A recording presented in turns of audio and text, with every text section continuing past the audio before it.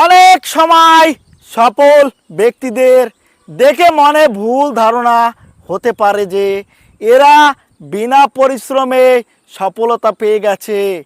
কারণ সফল ব্যক্তিরা সফলতার পূর্বে তাদের পরিশ্রমের ডাঙ্গা বাজাতে থাকে না, তারা সর্বদা নিজেদের আড়াল করে রাখে।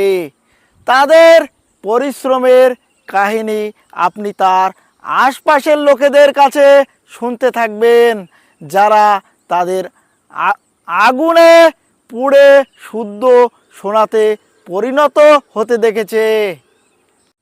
মহান লেখক ও আবিষ্কারদের জীবনী পড়লে জানতে পারবেন এবং আশ্চর্য হবেন যে তারা মাঝরাতে উঠে পড়ে নিজেদের সাধনার মগ্ন হয়ে পড়েছেন, কারণ তাদের কাজের প্রতি একাগ্রতা ছিল।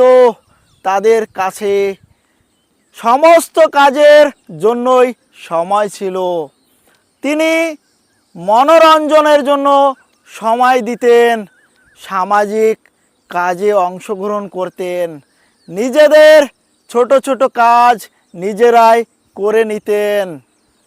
কিছু নিজের উদ্দেশ্যকে দৃষ্টির বাইরে যেতে দেননি।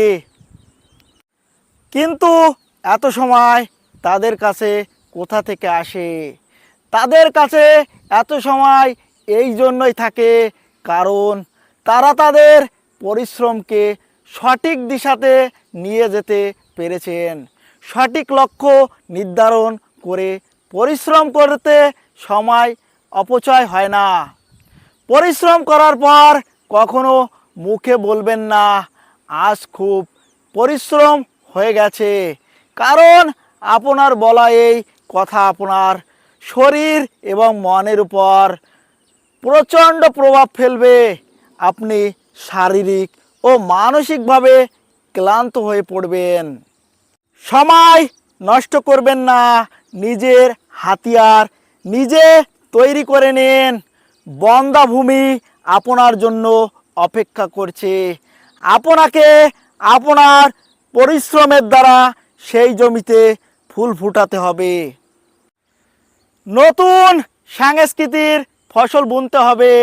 একটা ছোট বটবৃক্ষের মধ্যে সেই বিশাল বটবৃক্ষ সৃষ্টির শক্তি লুকিয়ে থাকে।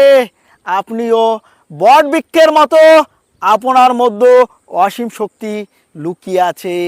নিজের পরিশ্রম দ্বারা বিশাল বটবৃক্ষ উৎপন্ন করতে পারেন। সেই বৃক্ষের ফলের উপর একমাত্র আপনারই অধিকার।